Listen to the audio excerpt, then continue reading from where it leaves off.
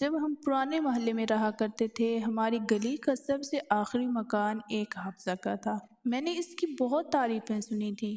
ایک دن یونیورسٹی سے واپس پر میں اس کے گھر گئی تو اس کے گھر کے اندر داخل ہوتے ہی مجھے عجیب طرح کا سکون اور ٹھنڈک کا احساس ہوا۔ میں اس کے گھر داخل ہوئی تو اس نے میرا اچھے سے استقبال کیا۔ میں نے بتایا کہ ہم محلے میں نئے آئے ہیں اور میں اس سے قرآن پاک سیکھنا چاہتی ہوں۔ اس سے مل کر میں بے حد متاثر ہوئی تھی۔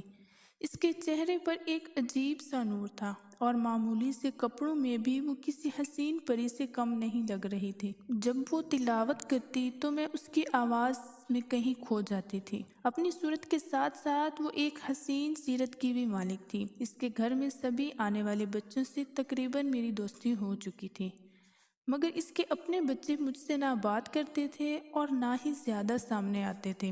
آخر ایک دن میں نے ہمت کر کے صوفیہ سے پوچھ ہی لیا کہ صوفیہ، تمہارے بچے آخر کس پر گئے ہیں؟ بھلے وہ بھی خوبصورت بہت تھی، مگر اس کے بچوں کی نیلی آنکھیں اور سنہری بال مجھے اس بات پر یقین کرنے ہی نہیں دیتے تھے کہ وہ اس کی ہی اولاد ہیں، کیونکہ اس کی گہری کالی آنکھیں اور گہرے کالے بال تھے۔ میری بات پر وہ دھیرے سے مسکرائی اور ابھی اس نے کچھ کہنے کے لیے لب کھولے ہی تھے کہ مغرب کی اذان ہونے لگی اور وہ اذان کے احترام میں خاموش ہو گئی۔ مگر پھر میرے گھر کے جانے کا بھی وقت ہو گیا تھا۔ میں نے اسے اجازت لی اور کل آنے کا وعدہ کر کے واپس گھر آ گئی۔ میرا ذہن بے چین ہو چکا تھا۔ نہ ہی میں نے کبھی اس کے شوہر کو دیکھا تھا اور نہ ہی اس کے گھر میں کوئی اور رہتا تھا۔ میں نے صوفیہ کے گھر میں کبھی کسی اور کو نہیں دیکھا اور نہ ہی محلے والے اس کے بارے میں جانتے تھے کہ وہ کون ہے اور کہاں سے آئی ہے۔ بس اس کی شرافت کی وجہ سے وہ اس کی عزت کرتے تھے۔ وہ کم گو تھی اور اپنے کام سے کام رکھتی تھی۔ میرے ساتھ اس کی خاصی دوستی ہو چکی تھی، لہٰذا اب وہ مجھ پر اعتبار کرنے لگی تھی۔ اگلے دن میں اس کے گھر گئی تو کل والا سوال میرے ذہن میں موجود ہی تھا۔ میں نے سوچا کہ آج میں ضرور اس سے پوچھ کر جاؤں گی کہ تمہارے بچے یہاں ہیں تو تمہارا شوہر کہاں ہے اور گھر کے باقی لوگ کہاں ہیں؟ جب میں نے بہت اصرار کیا تو آخر اس نے مجھے بتانا ہی مناسب سمجھا۔ کہنے لگی کہ میں ایک قاری کی بیٹی ہوں۔ میری بڑی دو بہنوں کی شادی ہو چکی تھی اور میں گھر میں اکیلی رہتی تھی۔ میرے ابو مسجد کے امام اور قاری تھے۔ ہماری رہائش مسجد کے ساتھ جڑے ہی ایک کوارٹر میں ہوا کرتی تھی۔ مسجد میں نمازی نماز پڑھتے تھے تو ہمارے گھر میں بھی آواز آتی تھی۔ یہ میری زندگی کے بہترین دن تھے، مگر اس دن جب میں گھر آئی تو دیکھا کہ مسجد کے پاس ایمبولینس کی آوازیں آ رہی ہیں اور لوگوں کا ہجوم جمع ہے۔ میں پریشان ہو گئی۔ پتہ چلا کہ مسجد میں دھماکہ ہوا ہے۔ 50 کے قریب نمازی زخمی ہو گئے تھے اور تقریباً اتنے ہی شہید بھی۔ میری دنیا ہی اجڑ چکی تھی۔ میرا تو پہلے ہی کوئی نہیں تھا، اب میں پہلے سے بھی زیادہ بے سہارا ہو گئی تھی۔ میری سمجھ میں نہیں آتا تھا کہ میں کدھر جاؤں اور کیا کروں۔ 40 دن تک تو مجھے ہوش ہی نہیں رہا۔ میں خالہ کے گھر پڑی روتی رہی اور کھانے پینے کا کوئی خیال نہیں کیا۔ میں کافی لاغر ہو چکی تھی۔ خالہ اور خالو نے لاکھ سمجھانے کی کوشش کی کہ اب اس گھر کو چھوڑ دو، ویسے بھی جب دوسرا امام اس مسجد میں رہنے آئے گا تو پھر تمہارا کیا بنے گا، اس لیے بہتر ہے کہ تم ہمارے ساتھ ہمارے گھر چلو۔ مگر میں نے خالہ خالو کی بات نہیں مانی اور مسجد کے منتظمین سے بات کی کہ وہ مجھے کچھ عرصہ یہاں رہنے دیں۔ اب میں اپنے امی ابو کے گھر میں رہتی تھی، مگر میں اکیلی نہیں تھی۔ مسجد کے منتظمین کی بیویاں بھی میرے ساتھ آ کر بیٹھتی تھیں اور میرا غم بتاتی تھیں۔ ان دنوں میرا دل بہت غمگین رہنے لگا تھا، مگر میں قرآن پاک کی تلاوت کرتی تھی۔ مجھے تلاوت کرنے میں سکون محسوس ہونے لگا تھا۔ اب میں اکثر رات کو سونے کی بجائے دروازہ بند کر کے تلاوت کیا کرتی تھی۔ میری آواز بچپن سے ہی بہت خوبصورت تھی اور مجھے تلاوت کرنے کا بھی بہت شوق تھا، مگر اب مجھے تلاوت کرتے ہوئے یوں محسوس ہوتا کہ میں اکیلی نہیں ہوں بلکہ میرے ساتھ کوئی اور بھی ہے۔ میں نے اس بات کی پرواہ نہیں کی کیونکہ میں جنوں بھوتوں پر یقین نہیں رکھتی تھی، حالانکہ اس بات کا کتنی بار مجھے اشارہ مل چکا تھا۔ مثلاً ایک دن میں قرآن پاک پڑھتے پڑھتے جائے نماز پر ہی سو گئی، مگر جب اٹھی تو میرے اوپر کسی نے رضائی تان دی تھی اور میں جائے نماز کی بجائے اپنے بیڈ پر لیٹی ہوئی تھی۔ اس بات پر میں کافی حیران ہوئی، مگر پھر غور کرنے کو باقی چیزیں بہت تھی، اس لیے میں یہ بات بھول بھال گئی۔ مگر اب یہ روز کا معمول ہی بن چکا تھا۔ میں اکثر قرآن پاک پڑھتے پڑھتے جائے نماز پر ہی سو جاتی اور میری آنکھ میرے بستر پر کھلتی تھی، مگر نہ جانے کیوں اکیلے ہونے کے باوجود اس بات نے مجھے خوف زدہ بالکل بھی نہیں کیا۔ میں نے اپنا معمول جاری رکھا اور دن رات قرآن پاک کی تلاوت میں مصروف رہتی تھی۔ ایک دن عجیب واقعہ ہوا۔ اس واقعے نے میری ساری زندگی بدل کر رکھ دی۔ ہوا یوں کہ یہ 14 شعبان کی رات تھی۔ میں نے عبادت کا خاص انتظام کیا تھا۔ اس رات میں نے اپنے امی ابو کے لیے خصوصی دعائیں مانگنی تھی۔ میری عادت تھی کہ میں عبادت بھی تیار ہو کر بن سنور کر کرتی تھی، کیونکہ میرے خیال میں یہ عبادت کرنے کا صحیح طریقہ تھا۔ اس دن بھی میں نے اپنا سفید اجلا لباس پہنا، بالوں کو کنگھی کی، خوشبو لگائی۔ میں نے کھڑکی کے آگے جائے نماز بچھائی اور عبادت میں مشغول ہو گئی۔ کچھ نوافل ادا کرنے کے بعد میں نے دوبارہ سے تلاوت شروع کر دی۔ ایسے میں مجھے لگا کہ کوئی سایہ کھڑکی سے اندر آیا ہے۔ یہ سفید رنگ کا حبلہ تھا اور ہوا کے ساتھ خوشبو کا ایک جھونکا بھی کھڑکی سے اندر آیا تھا۔ رات کی اس پہر خوف زدہ ہونے کی بجائے مجھے اس سائے کی وجہ سے عجیب سا سرور محسوس ہونے لگا تھا۔ میں نے جائے نماز سے نظریں ہٹا کر اس کی طرف دیکھا تو وہ انتہائی خوبصورت نوجوان تھا۔ مجھے یوں لگا کہ میں کوئی خواب دیکھ رہی ہوں۔ اس کی آنکھیں گہری نیلی اور بال سنہری تھے۔ اس نے بھی میری طرح سفید رنگ کا لباس پہن رکھا تھا۔ ہمارے گھر میں شروع سے ہی پردے کا ماحول تھا اور میں نے کبھی اپنے کزنوں تک سے بات نہیں کی تھی، مگر یہ شخص دیکھ کر مجھے اپنے دل پر اختیار ہی نہیں رہا تھا۔ میں بے اختیار اسے دیکھے چلی جا رہی تھی۔ میں نے اتنا حسین چہرہ زندگی بھر نہیں دیکھا تھا۔ ابھی میں اسے دیکھنے میں مگن تھی کہ وہ میرے پاس آیا اور گھٹنوں کے بل بیٹھ گیا۔ وہ مجھ سے ہم کلام ہوا تو مجھے یوں لگا جیسے کہ یہ چاندنی رات تھم گئی ہو۔ مجھے اپنے آپ پر یقین ہی نہیں آ رہا تھا۔ لگ رہا تھا جیسے یہ کوئی خواب ہے۔ اس نے مجھ سے محبت کا اظہار کیا۔ اس نے اپنا نام رحمان بتایا اور کہنے لگا میں ایک مسلمان جن ہوں۔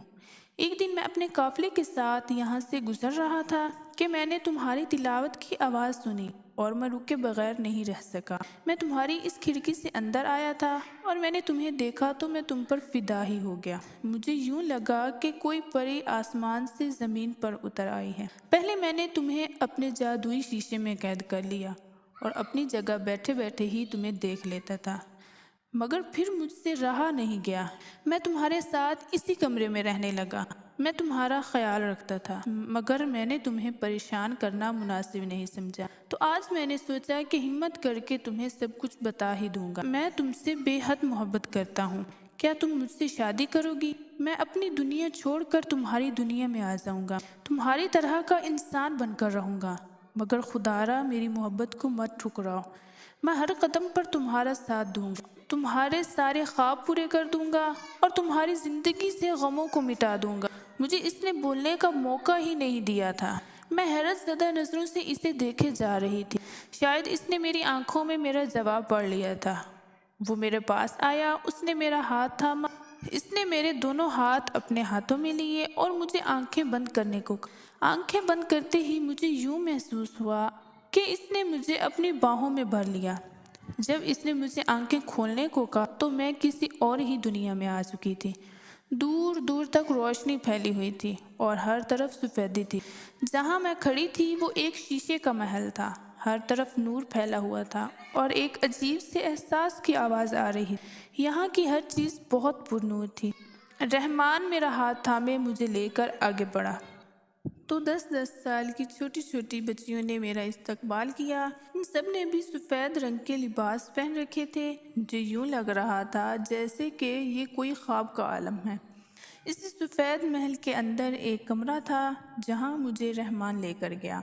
یہاں ایک بڑا سا سفید رنگ کا تخت تھا اور یہاں تھوڑی بڑی عمر کا ایک مرد اور ایک عورت بیٹھے ہوئے تھے۔ رحمان نے مجھے بتایا کہ اس کے ماں اور باپ ہیں اور آج رات ہماری شادی ہے۔ ہمارا نکاح پہلے ہی ہو چکا ہے۔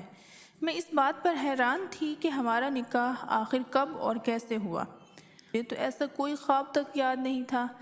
میں دل ہی دل میں خوش بھی ہو رہی تھی اور میرا دل اس پر مہربان بھی ہو رہا تھا۔ میں چاہتی تھی کہ وہ یوں ہی میرا ہاتھ اپنے ہاتھ میں لیے چلتا رہے اور ہم باتیں کرتے رہیں۔ میں اس کے امی اور ابو سے ملی تو میرا بھرپور استقبال کیا گیا۔ خادماؤں کو بلوایا گیا اور میرے لیے ایک جوڑا منگوایا گیا۔ ایسا خوبصورت اور حسین جوڑا میں نے اپنی زندگی میں کبھی نہیں دیکھا۔ اس محل میں آ کر میں گویا پہلے سے بھی زیادہ حسین ہو گئی تھی۔ میرے بالوں کو ایک خاص قسم کے پانی سے دھویا گیا تھا۔ اب مجھے اپنا آپ ان جن زادیوں کی طرح خوبصورت لگنے لگا تھا۔ اتنی ہی دیر میں دلہن بن چکی تھی۔ رحمان بھی میرے سامنے دلہے کے روپ میں آ چکا تھا۔ اس نے سفید رنگ کا خوبصورت لباس زیب تن کر رکھا تھا۔ وہ مجھے دیکھتے ہی محبت سے مسکرایا اور ہمیں ایک اور تخت پر بٹھا دیا گیا۔ اس کے بعد جن زادیوں نے ایک خاص قسم کی موسیقی پر خوبصورت رقص کیا، شاید یہ میری اور رحمان کی شادی کی دعوت تھی۔ تبھی یہاں پر بہت سارے لوگوں کو جمع کیا گیا تھا۔ یہ سب لوگ بھی انتہائی خوبصورت اور پر نور چہروں والے تھے۔ سب لوگ مجھے چھپ چھپ کر سلام کر رہے تھے اور تحائف بھی دے رہے تھے۔ شادی کی دعوت ختم ہوئی تو رحمان مجھے اپنے ساتھ ایک کمرے میں لے آیا۔ یہ کمرہ پورے محل سے بھی کہیں زیادہ حسین اور خوبصورت تھا۔ رحمان نے بتایا کہ یہ میری اور اس کی خوابگاہ ہے۔ خوابگاہ میں بہت سارے شیشے رکھے تھے۔ ایک شیشے میں میری وہ والی تصویر تھی جہاں میں قرآن پاک پڑھ رہی تھی اور اپنے مسجد والے گھر میں ہی موجود تھی۔ اس رات میں رحمان کی قربت پا کر مکمل ہو گئی۔ میری آنکھ کھلی تو میں اپنے مسجد والے گھر میں ہی تھی، مگر میں اکیلی نہیں تھی۔ میرے ساتھ میں وہی نوجوان سویا ہوا تھا۔ اگلی صبح وہ مجھے مسجد والے گھر سے نکال کر اس گھر میں لے آیا تھا۔ جب میں یہاں آئی تو میں امید سے تھی۔ مجھے نہیں معلوم تھا کہ میں یہاں کیسے پہنچی اور مالک مکان سے کس نے بات کی۔ اگلے دن مالک مکان کی بیوی آئی اور کہنے لگی کہ آپ کے شوہر نے ہمیں اگلے سال تک کا کرایہ دے دیا ہے اور ہمیں آپ کا خیال رکھنے کی تلقین کی ہے۔ اگر آپ کو کوئی بھی تنگی تکلیف ہو تو آپ مجھے ضرور مطلع کر دیجیے گا۔ کچھ مہینوں بعد میرے ہاں 2 بیٹوں کی پیدائش ہوئی اور اس دوران بھی رحمان مجھ سے ملتا رہا۔ وہ ابھی بھی میرے ساتھ یہیں رہتا ہے لیکن کسی کو نظر نہیں آتا، اور اس کی یہ خواہش ہے کہ میں محلے کے بچوں کو قرآن پاک پڑھاؤں۔ ابھی بھی جب میں تلاوت کرتی ہوں تو وہ مجھے پہلے کی طرح شوق سے سنتا ہے۔ محلے والے میرے بارے میں زیادہ نہیں جانتے اور شاید جاننا بھی نہیں چاہتے، مگر اب میری مجبوری ہے کہ میں زیادہ عرصہ یہاں نہیں رہ سکتی، کیونکہ میں نے تمہیں اپنے راز سے واقف کر دیا ہے اور شاید یہ ہمارے لیے بہتر نہیں ہوگا۔ میں نے سب کچھ تمہیں اس لیے بتایا کہ تم نیک اور اچھی لڑکی ہو، اور شاید آج کے بعد ہم کبھی بھی نہ مل سکیں، لیکن جاتے جاتے میں تمہیں اپنی ایک نشانی دینا چاہتی ہوں۔ یہ کہہ کر اس نے ایک چمکدار تھیلی میری طرف بڑھائی۔ میں نے کچھ نہ سمجھتے ہوئے وہ تھیلی لے لی، کیونکہ میں ابھی تک اس کی کہانی سن کر حیرت میں ڈوبی ہوئی تھی۔ اس کی کہانی سنتے سنتے مغرب کا وقت ہو گیا تھا اور میں بنا کچھ سوچے سمجھے وہ تھیلی لے کر اپنے گھر چل پڑی۔ گھر آ کر تھیلی کھول کر دیکھا تو اس میں چھوٹے چھوٹے بے شمار قیمتی پتھر تھے۔ معلوم نہیں ہیرے تھے یا قیمتی پتھر، لیکن ان کی چمک سے لگ رہا تھا یہ بہت قیمتی پتھر ہیں۔ میں نے وہ تھیلی اپنے پاس رکھ لی اور سوچا کہ کل جاؤں گی اور واپس کر آؤں گی۔ نہ جانے یہ کتنے قیمتی پتھر ہیں، میں ان کی حقدار ہوں بھی یا نہیں۔ اگلے دن میں شام کی بجائے صبح 10 بجے ہی اس کے گھر چلی گئی، لیکن جا کر دیکھا تو اس کے گھر تالا پڑا ہوا تھا۔ میں نے زیادہ کسی سے پوچھ گچھ نہیں۔ شام کو جب گئی تو محلے کے بچوں سے پتہ چلا کہ باجی صوفیہ محلہ چھوڑ کر یہاں سے چلی گئی ہیں۔ اس کے بعد مجھے بہت دکھ ہوا اور میں شاید اس سے اور بھی سوالات کرنا چاہتی تھی، لیکن شاید اس نے مجھے اتنا ہی بتا کر خود سے جدا کرنا مناسب سمجھا۔ وہ قیمتی پتھروں والی تھیلی آج بھی میرے پاس ہے، اور آج بھی جب میں وہ تھیلی دیکھتی ہوں تو مجھے باجی صوفیہ کی یاد آتی ہے اور میرے منہ پر ایک پیاری سی مسکراہٹ پھیل جاتی ہے۔ محترم ناظرین، امید کرتی ہوں کہ آج کی ویڈیو آپ سب دوستوں کو بہت پسند آئی ہوگی۔ مزید ایسی ویڈیوز دیکھنے کے لیے ہمارے چینل کو لائک اور سبسکرائب کر دیں، اور ساتھ میں موجود گھنٹی کے بٹن کو ضرور دبا دیں تاکہ ہماری ہر نئی آنے والی ویڈیو سب سے پہلے آپ تک پہنچے۔ انہی لفظوں کے ساتھ میں اجازت چاہوں گی، اس امید کے ساتھ کہ اگر سانسوں نے وفا کی تو اگلی بار ایک اور ویڈیو لے کر آپ کی خدمت میں حاضر ہوں گی۔ تب تک کے لیے خدا حافظ۔ اللہ پاک آپ سب کا حافظ و نگہبان۔